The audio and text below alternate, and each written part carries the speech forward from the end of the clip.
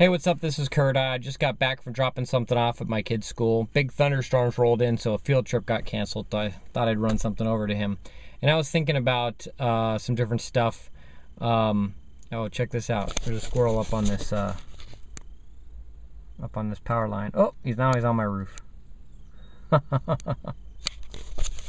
Hey, I was thinking about 2-3 years ago when gas was what was it, $4.50 a gallon.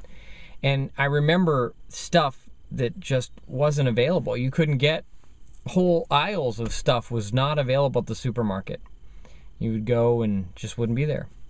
And the gas price yesterday was $3.75 a gallon. It cost me $60 to fill up this truck. And I remember when it was that expensive, we would not go places. We would go out one night, and we would go and we would eat, and then we would go to the store, and then we'd go to this store or that store. We'd do everything we could at one place, and we just wouldn't go anywhere. And this was like the whole town was fairly shut down. And I noticed that it's I think going to start to happen again. When you look at what is causing the gas prices to go up, it's not the speculators. It's not these evil oil companies. It's inflation. It's the Federal Reserve. They're printing money they don't have. It's as if I had a stack of $100, not $100 bills, but just $1, and I cut them in half. And now I said, I've got $200. Everyone would look at me like I'm crazy. But yet when the Federal Reserve does that, everyone applauds them and says, good job, guys. So Bernanke's on the TV. I didn't watch the press conference, but let me guess. It said, nothing to see here.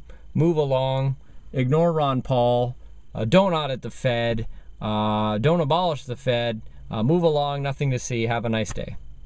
And I'd pretty much bet that's pretty much what he said. Throwing a few lies here and there, but overall that's what the message was. And they don't want to admit that they're running out of ideas. All they've been doing is printing money, and they're out of options. And that printing money is catching up with them. I heard on the radio today that the parts of Russia actually ran out of gas. Russia tried to institute some price controls and say you can only charge this. And so these gas companies shipped all their gas out to other countries that were willing to pay the market rate. It was kind of funny. But oil and gas and all of that, that's traded in dollars. And that's going to change. And when that does, it's not going to be pretty.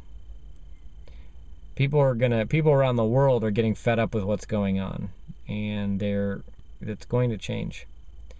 So and if you look at gold and silver, look at I don't know if you've seen, it's just in the last week, but it's silver's almost $50 an ounce.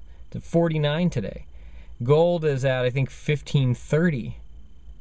So we're actually approaching $1,600 an ounce for gold, and we're approaching $50 an ounce for silver. And the concern is, well, what if it goes down? Well, what if? I mean, if I thought for a second that it was going to go down, I'd sell. And you know what? It very well might. And it might go down some. It's not going to go down a lot.